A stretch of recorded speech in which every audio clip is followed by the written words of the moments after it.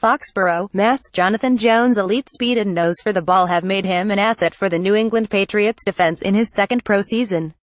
The young cornerback could face one of his toughest tests yet this weekend.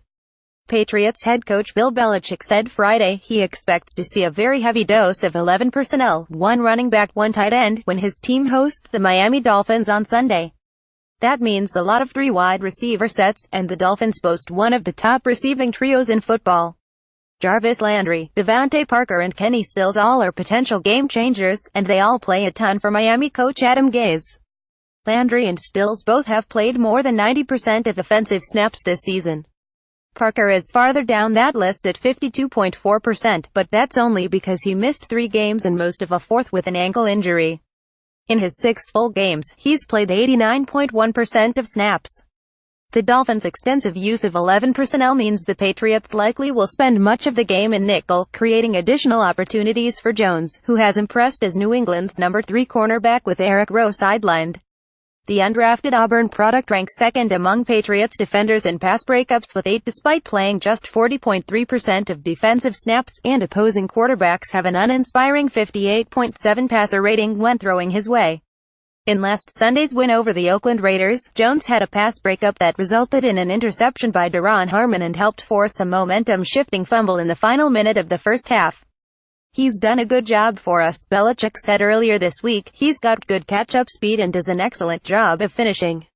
He has really good awareness of the receiver's hands, the timing of the throw, when to reach for the ball, not to get interference calls, try to get into the pocket of the receiver and so forth. He's got good speed and good quickness, and he's a tough kid." There's a good chance Jones will be matched up against Stills, though the Patriots' coverage plans could change if Rowe, who's missed the last 6 games with a groin injury, is healthy enough to play. Stills leads Miami in both receiving yards 588 and yards per catch 14.7 this season, and he had one of the best games of his career last week, catching 7 passes on 8 targets for 180 yards and a touchdown in a loss to the Tampa Bay Buccaneers. Landry, meanwhile, has recorded at least 70 receiving yards in 5 of his 6 career meetings with the Patriots, and Parker has surpassed 100 yards twice in 3 games against the Pats.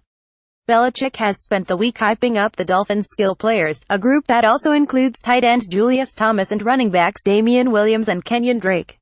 He even has been complimentary of Miami's 2 quarterbacks, calling Jay Cutler and Matt Moore outstanding on multiple occasions.